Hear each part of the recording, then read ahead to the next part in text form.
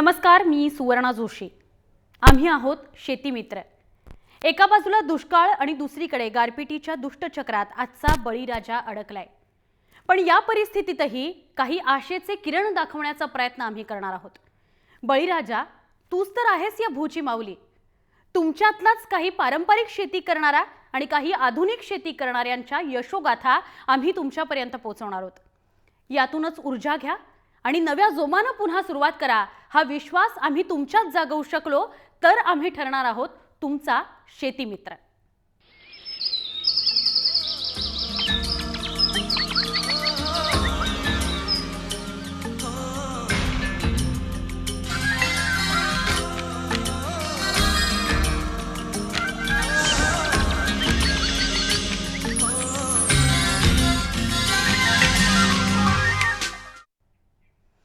वैनगंगेच्या सुपीक खोऱ्यामध्ये भंडारा जिल्ह्यातल्या मुंढरी खुर्द या गावच्या तरुण शेतकऱ्याने भाजीपाल्याची लागवड करत लाखो रुपयांचं उत्पन्न मिळवलंय।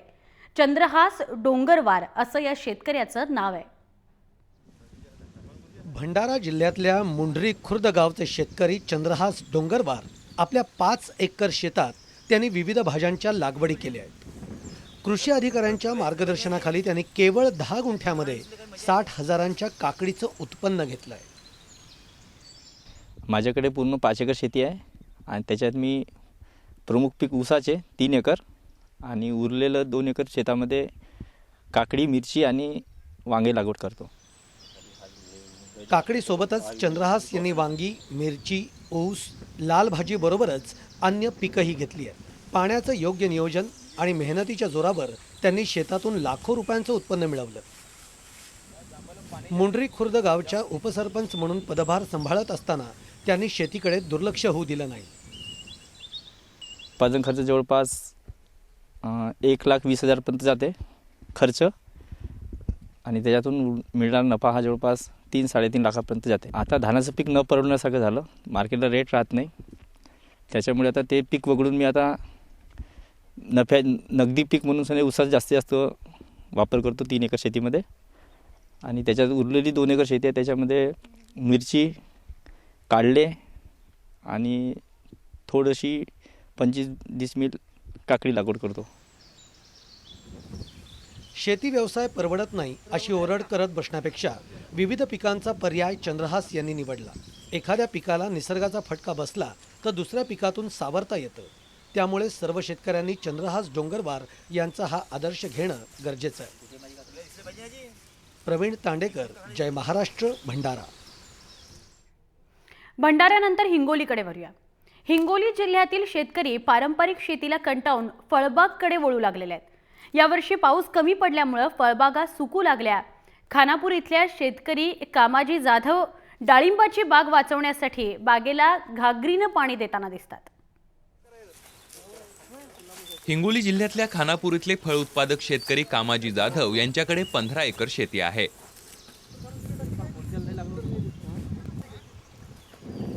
निसर्ग साथ देत नसल्यानं पारंपरिक शेती त्यांनी कमी केली आणि 5 एकरांवर फळबाग लावली। या बागेत त्यांनी डाळिंब, लिंबू, शेवग्याची लागवड केली। पाण्यासाठी विहीर खोदली, मात्र विहिरीलाही पाणी कमी लागलं।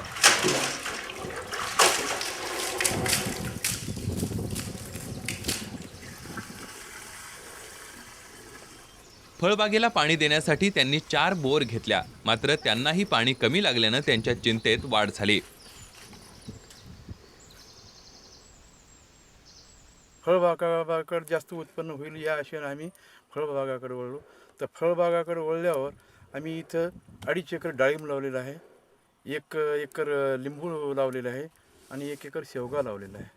पण त्या पाण्याच्या अभावी आता ते सर्व वाळत आहे। शासनाकडे गेलो तर शासनाचे आता कृषी अधिकारी आम्हाला आतापर्यंत कुणी मार्गदर्शन केलेलं नाही। कृषी सहाय्यक आला नाही, कृषी अधिकारी आला, तालुका कृषी अधिकारी आला नाही, कुणीही आलेलं नाही। आणि 2 वर्षापूर्वी आम्ही ड्रीप घेतलं शासनामार्फत, पण आतापर्यंत त्या ड्रीपची सुद्धा आम्हाला शासनाकडून मदत मिळालेली नाही। त्यांच्या बागेत 2.5 एकरवर 800 डाळिंबाची बागा आहेत।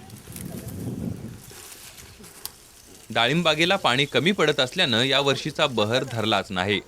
मात्र ही बाग जगवण्याचा प्रयत्न कामाजी जाधव करतायत आणि लांबून घागरीनं पाणी आणून ते आपल्या झाडांना वाचवण्याचा प्रयत्न करतायत।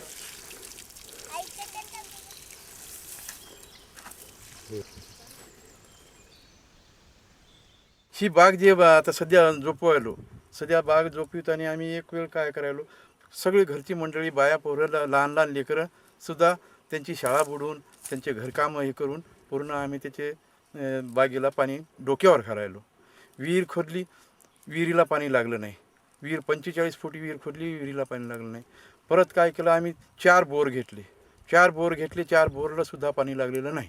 आता दुसऱ्याच्या बोरहून पाणी विहिरीत आणलं, विहिरीतून काही डोक्यावर टाकायलो आणि काही ठिबक मार्फत त्याचे झाडं जोपाण्याचे करायलो. कामाजी जाधव यांनी कमी पाण्यावर अपार मेहनतीच्या जोरावर डाळिंबाच्या बागेला जगवण्यासाठी धडपड सुरू केली आहे. यंदाच्या हंगामात पावसानं दगा दिलाय, मात्र पुढल्या हंगामात तरी निसर्गराजा साथ देईल अशी अपेक्षा ते व्यक्त करतायत. बालाजी पाठक, जय महाराष्ट्र, हिंगोली. पारंपरिक शेतीतून चांगलं उत्पन्न मिळत नाही अशी ओरड आपण अनेक वेळा ऐकतो. मात्र हिंगोली जिल्ह्यातल्याच अंधरवाडीचे शेतकरी इथल्या देवीदास कोरडे यांनी पारंपरिक पद्धतीनं भाजीपाल्याची शेती फुलवलेली आहे. 3 एकर शेतीमध्ये भाजीपाला लावून त्यांनी दर महिन्याला 1 लाख रुपयांचं उत्पन्न ते स्वतः सध्या घेत आहेत. हिंगोली तालुक्यातल्या अंधरवाडीतले शेतकरी देवीदास कोरडे यांच्याकडे 8 एकर शेती आहे. पूर्वीपासून ते पारंपरिक पिकं घेत होते. त्यात वारंवार बसणारा निसर्गाच्या लहरीपणाचा फटका, त्यामुळे त्यांनी पिकं बदलण्याचा निर्णय घेतला आणि आपल्या 3 एकर शेतात भाजीपाला, फुलकोबी, मेथी, शेपू, पालक, वांगी, टमॅटो, भेंडी, कोथिंबीर, गाजर, लसूण आदी पिकं घ्यायला सुरुवात केली.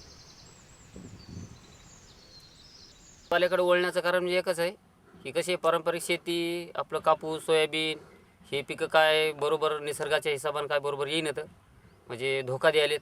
त्याच्यामुळे भाजीपाला आपला काहीतरी जास्त फायदा व्हावा म्हणून भाजीपाल्याकडे वळलो आणि भाजीपाल्याचा फायदा होत आहे, म्हणजे बरा फायदा आहे. या भाजीपाला शेतीला चर पद्धतीनं पाणी दिलं जातं. दर 12 महिने वेगवेगळ्या भाज्यांचं पीक घेतलं जात आहे. कमी खर्चात रोपं तयार करून त्याच्यावर योग्य वेळी औषध फवारलं जात आहे. 8 दिवसात फवारणी करायची आलटून पलटून. आपलं तुमचं आळीसाठी कोराजेन म्हणा, ट्रायझोफास म्हणा, पॉलिट्रीन म्हणा, रोपासाठी रेडोमिल एक्ट्रा आणि हुमिक हे असे वापरतो रोपासाठी.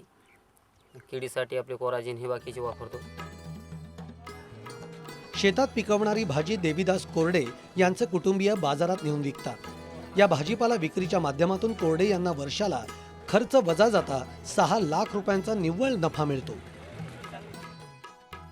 विकण्यामध्ये म्हणजे हेच आहे की 2-4 हजार रुपये म्हणजे जास्त, म्हणजे फायदा जास्त होतो हाताखाली विकण्यात, आणि मिठामध्ये टाकला म्हणजे घाटा होतो. घाटा म्हणजे निम्मेच पैसे येतात. जवळजवळ समजा 50% खर्च होतो, 50% उरतात. नेहमीच्या पिकांना बदलून भाजीपाल्याचं उत्पन्न घेतल्यास चांगला नफा मिळतो याचं उदाहरण देवीदास कोरडे यांनी दिलं आहे. त्यांचा आदर्श इतर शेतकऱ्यांनी घेतला तर निसर्गाच्या लहरीपणावर मात करता येऊ शकते.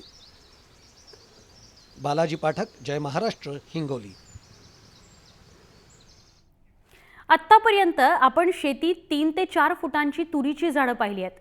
मात्र आज आम्ही तुम्हाला जी तुरीची झाडं दाखवणार आहोत ती पाहून तुम्ही अवाक व्हाल. ती तुरीची झाडं आहेत तब्बल 1000 फूट उंचीची आणि हा करिश्मा केलाय वाशिमच्या एका शेतकऱ्याने.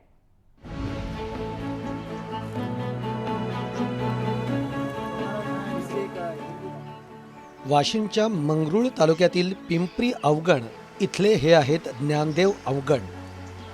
अल्पभूधारक असलेल्या या शेतकऱ्यांमध्ये काही वेगळीच जिद्द आहे आणि याच जिद्दीतून त्यांनी आपल्या शेतात तुरीची विक्रमी शेती केली आहे. त्यांच्या शेतात आपल्याला 10 ते 15 फुटांची तुरीची झाडं बघायला मिळत आहेत. या झाडाची साईज जी आहे ही साईज आपल्या सार्वजनिक तूर आहे त्या तुरीपेक्षा डबल नाही, तिपटीनं म्हटलं तरी चालेल. आपल्या झाडाची सार्वजनिक तूर आहे त्या तुरीचं खोड जास्तीत जास्त आपल्या हाताचे बोट आहे त्या साईजचे होत आहे. तर ह्या तुरीचं खोड जे आहे पहिल्याच वर्षी तुम्हाला कमसे कम 2 ते 2.5 आपलं 1-1.5 इंचाचं खोड तुम्हाला तयार होत आहे. माझ्याकडे 2.5 एकर शेती आहे. 2.5 एकर शेती मी पहिले रासायनिक पद्धतीने शेती करायचं, पण मी कर्जबाजारी झालो होतो. तर माझ्या वडिलाचा मंत्र कानी आला, तर मी नंतर काय केलं की हे रासायनिक शेती न करता मी सेंद्रिय शेतीकडे भर घातली. गोमूत्र, सेंद्रिय खत, शेणखत आणि ठिबक सिंचनाच्या माध्यमातून पाणी पुरवठा केल्यानं त्यांना हे यश मिळालंय. एका गायीपासून आपण 10 एकर शेती खतवू शकतो बिना रासायनिक काहीच न करता. आपण फक्त आपला श्रम करायचा आणि आपलं गाईच्या गोमूत्रापासून मी अमृत कवच बनवलेलं आहे. तर पहिले मी अमृत कवच बनवलं तर कसं की ह्याले हे 7 गुंठे जी शेती आहे 7 गुंठे शेतीत मी अमृत कवचाच वापर चालू केला पहिल्या वर्षानंतर मग याच्यातनी मी तुरीची लागवड केली.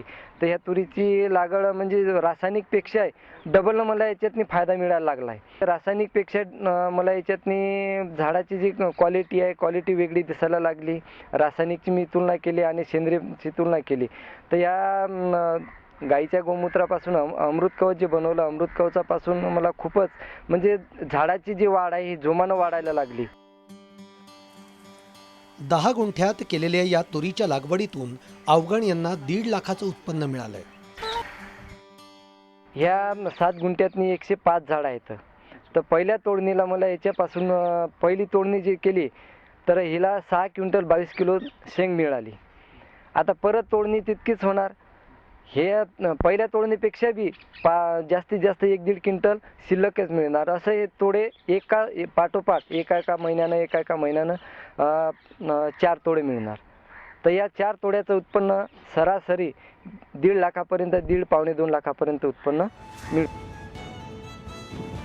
ज्ञानदेव अवगण यांची तुरीची शेती पाहण्यासाठी अनेक जिल्ह्यातले शेतकरी त्यांच्या शेतीला भेट देत आहेत.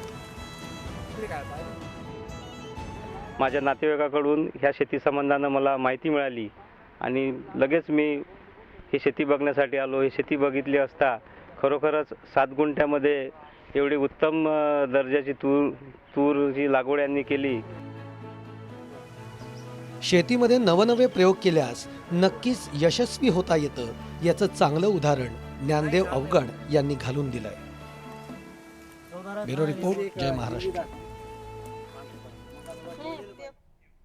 असेच काही प्रयोग, अशाच काही यशोगाथा आपण अजूनही पाहणार आहोत. एका छोट्या ब्रेकनंतर आपण लगेच भेटूया शेती मित्रमध्ये.